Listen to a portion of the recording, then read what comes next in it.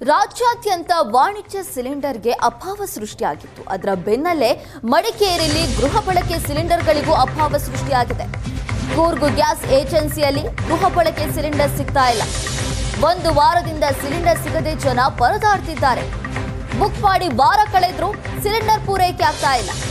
ಸಿಲಿಂಡರ್ಗಾಗಿ agency ಎದುರು ಜನ ಜಮಾಯಿಸಿದ್ರು. ಬೆಳಗ್ಗೆಯಿಂದಲೇ ಖಾಲಿ ಸಿಲಿಂಡರ್ ಹಿಡಿದು ಕ್ಯೂ ನಿಂತಿದ್ರು ಜನ. ಚೇರಂಬಾಣೆ, ಮಕ್ಕಂದೂರು, ಗಾಳಿ ಬೀಡಿಂದ ಬಂದಿದ್ರು ಜನ. ವೃದ್ಧರು, ಮಹಿಳೆಯರು ಎಲ್ಲರೂ ಕೂಡ ಸರದಿಯಲ್ಲಿ ನಿಂತು ಪರದಾಟವನ್ನು ನಡೆಸಿದ್ದಾರೆ.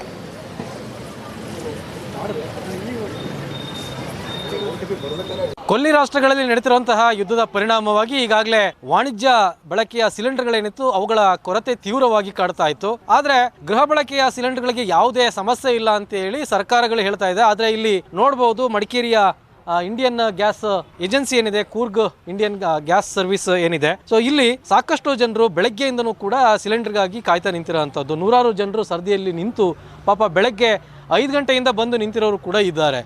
ಇನ್ನೂ ಕೂಡ ಅವರಿಗೆ ಸಿಲಿಂಡರ್ ತಗೊಳ್ಳಿಕ್ಕೆ ಆಗ್ತಾ ಇಲ್ಲ.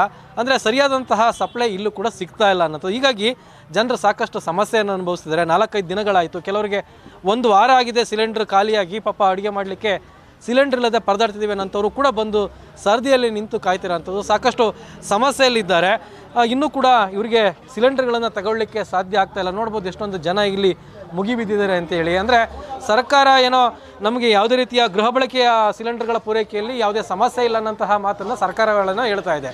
ಆದರೆ ಇಲ್ಲಿ ನೋಡಿದ್ರೆ ಗೊತ್ತಾಗುತ್ತೆ, ಸರ್ಕಾರ ಹೇಳೋದಕ್ಕೆ ತದ್ವಿರುದ್ಧವಾಗಿ ಜನರು ಇಲ್ಲಿ ಪರದಾಡಬೇಕಾದಂತಹ ಪರಿಸ್ಥಿತಿ ನಿರ್ಮಾಣ ಆಗ್ತಿರೋಂಥದ್ದು.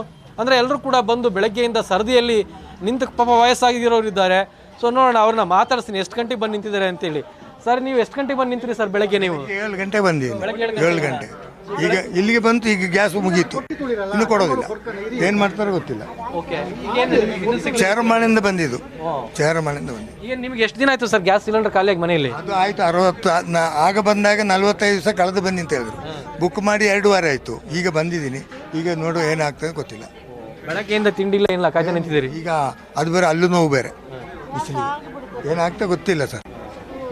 ಓಕೆ, ನೋಡಿ, ಹೀಗೆ ಜನರು ಹೇಳೋಂಥದ್ದು ಏನಂತಂದರೆ ಪಾಪ ವಯಸ್ಸಾದವರು ನಿಂತಿದ್ದಾರೆ ನೋಡಿ, ವೃದ್ಧರು ನಿಂತಿದ್ದಾರೆ. ಸೊ ಮಕ್ಕಳು ಬಿಟ್ಟು ಬಂದು ಎಷ್ಟೋ ಜನ ಬಂದು ನಿಂತಿದ್ದಾರೆ. ಏನೇನೋ ಕೆಲಸ ಕಾರ್ಯಗಳಿಗೆ ಹೋಗೋವಂಥವ್ರು ತಮ್ಮ ಕೆಲಸ ಕಾರ್ಯಗಳನ್ನು ಬಿಟ್ಟು ಬಂದು ನಿಂತಿದ್ದಾರೆ.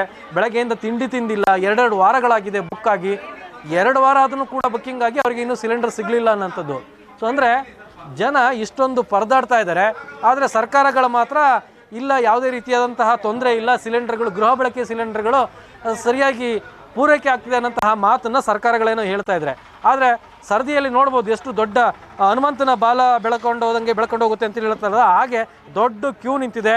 ಇಲ್ಲಿ ಬರುವಂತಹ ವಾಹನಗಳಿಂದ ಅವುಗಳನ್ನು ಸರಿಯಾಗಿ ಮೇಂಟೈನ್ ಮಾಡೋಂಥದ್ದು ಕೂಡ ಪೊಲೀಸರಿಗೆ ಒಂದು ರೀತಿ ಹರಸಾಹಸನಂತಹ ಸ್ಥಿತಿ ನಿರ್ಮಾಣ ಆಗ್ತಾ ಇದೆ. ಸೊ ಇಷ್ಟೊಂದು ದೊಡ್ಡ ಕ್ಯೂ ಪಾಪ ಬೆಳಗ್ಗೆ ಎಲ್ಲೆಲ್ಲೂ ನಿಂತು ಪರದಾಡ್ತಿರೋ ಅಂಥದ್ದು. ಅಂದರೆ ಸರಿಯಾದಂತಹ ಸ್ಟಾಕು ಬರ್ದಲೇ ಇರೋಂತಹ ಕಾರಣಕ್ಕಾಗಿ ಈ ರೀತಿ ಇದೆ ಅಂತೇಳಿ ಕಳೆದ ವಾರನೂ ಕೂಡ ಇದೇ ರೀತಿಯ ಸಮಸ್ಯೆಯಾಗಿ ಜನರು ಭಾಳ ಪರಿಪಾಟಲಿನಲ್ಲಿ ಸಿಲಿಂಡರ್ನ ತೆಗೆದುಕೊಂಡಂತಹ ಪರಿಸ್ಥಿತಿ ಇತ್ತು. ಸೊ ಮತ್ತೆ ಈಗ ಇದೇ ರೀತಿಯಾದಂತಹ ಪರಿಸ್ಥಿತಿ ನಿರ್ಮಾಣ ಆಗಿದ್ದು, ಸೊ ಇದನ್ನೆಲ್ಲವನ್ನು ಕೂಡ ಹೇಗೆ ಸರಿದೂಗಿಸ್ತಾರೆ ಅಂತೇಳಿ ಕಾದು ನೋಡಬೇಕಾಗಿದೆ. ಮೊನ್ನೆ ಅಷ್ಟೇ ಜಿಲ್ಲಾಧಿಕಾರಿಗಳು ಸಭೆಯನ್ನು ಕರೆದು, ಎಲ್ಲ ಗ್ಯಾಸ್ ಏಜೆನ್ಸಿಯವ್ರನ್ನೂ ಕೂಡ ಸಭೆಯನ್ನು ಕರೆದು ಯಾವುದೇ ರೀತಿಯಾದಂತಹ ಕೊರತೆ ಆಗದ ರೀತಿಯಲ್ಲಿ ನೋಡ್ಕೋಬೇಕು ಅನ್ನೋಂಥ ಸೂಚನೆಯನ್ನು ಕೊಟ್ಟಿದ್ರು. ಆ ಸೂಚನೆಯ ಮೇರೆಗೂ ಕೂಡ ಈ ರೀತಿ ಆಗ್ತಾ ಇದೆ ಅಂತಂದರೆ ಇದು ಯಾವ ಕಾರಣಕ್ಕೆ ಆಗ್ತಾ ಇದೆ? ಸಿಲಿಂಡರ್ಗಳ ಕೊರತೆ ಇದೆಯೋ, ಇವ್ರಿಗೆ ಸಪ್ಲೈ ಆಗ್ತಾ ಇಲ್ವೋ, ಅಥವಾ ಇದ್ದೂ ಕೂಡ ಈ ರೀತಿ ಸಮಸ್ಯೆ ಆಗ್ತಿದೆ ಅನ್ನೋಂಥದ್ದು ಎಲ್ಲವೂ ಕೂಡ ಸ್ಪಷ್ಟ ಆಗಬೇಕಾಗಿದೆ. ಕ್ಯಾಮ್ರಾಮನ್ ಪ್ರದೀಪ್ ಜೊತೆ ರವಿ ಎಸ್ ಹಳ್ಳಿ, ಏಷ್ಯಾನೆಟ್ ಸುವರ್ಣ ನ್ಯೂಸ್, ಕೊಡಗು.